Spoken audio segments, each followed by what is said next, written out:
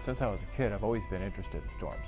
As an engineer, I try to understand how things work, so I actually built and designed a device to measure the weather basically on the inside of a tornado. The United States, on average, gets about 1,200 tornadoes per year.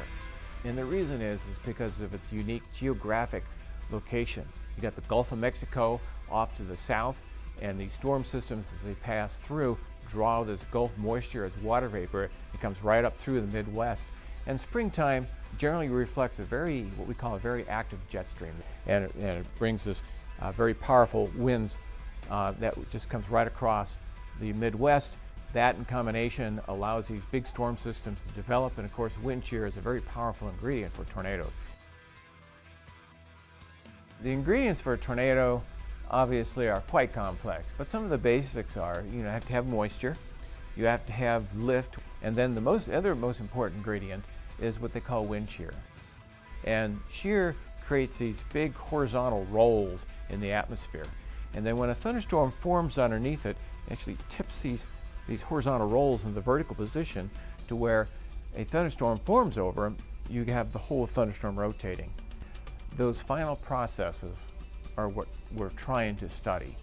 What's bringing the rotation finally all the way to the ground. And that's really one of the biggest mysteries of tornado formation. It's very difficult to forecast where a tornado is going to be. When we're actually in the field waiting for thunderstorms to develop, we use what they call visible satellite imagery. This is basically a picture from space showing the best areas, what we call instability. And that's how and where we are able to target these storms that are developing. Ground-based radar can't even see these storms develop, but satellite can. Satellites also detect what we call boundaries. These boundaries left over from old thunderstorms become the focus of new thunderstorms during the day and actually enhance the tornado potential. Visible satellite technology allows us to identify this, which otherwise would be going totally unnoticed and undetected.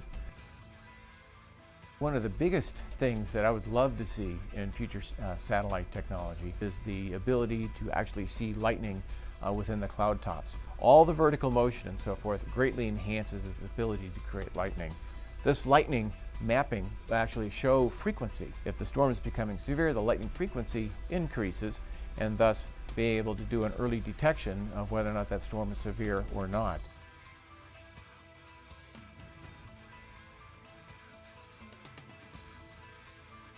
If we knew more about tornado genesis and structure, and we're able to stretch that warning out to 20 or 25 minutes. Right now, the average time is about 15 minutes or so. That gives people more time to prepare and seek shelter.